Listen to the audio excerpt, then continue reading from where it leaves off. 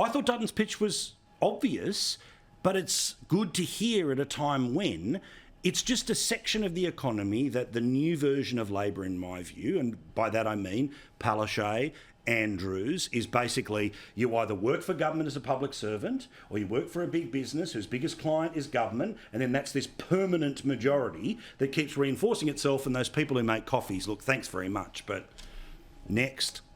Well, the most important thing is to tackle the industrial relations catastrophe that the Minister for Unions, Mr Burke, has brought upon small business. Correct.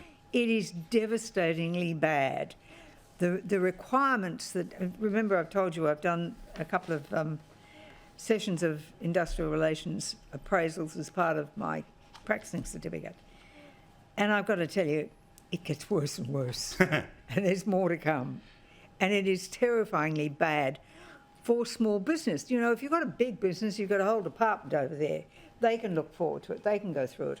But if you're a small business, you haven't got those resources. Yeah. And yet the onerous nature of it is terrifying.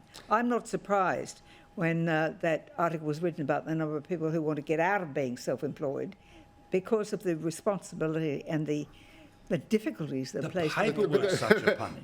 But I'm one of those sole traders. I'm one of those self-employed. The industrial relations reform mean nothing to me because I am just me. I don't have a union to deal with. No, so it's for 61% the same, and for the others. And again, I know there are fears that they're going to sort of try and have universal patent bargaining for. But the next 30% is 1 to 4 employees. All fish and chip shop employees. That is not what they are intended for. It is intended for giant. It is absolutely. Is there a carve-out absolutely not what they want. You've got unions are now demanding an air-conditioned room with a nice little. Let's see what happens in various industries. But these laws are designed so that mega multinational or huge companies, like for example Qantas, cannot simply break up their different components into different bodies and then make them compete. Yes, absolutely yes. Qantas was in a position where it had private contractors that were baggage handlers competing for the same work in Melbourne and Brisbane. These laws apply to everybody.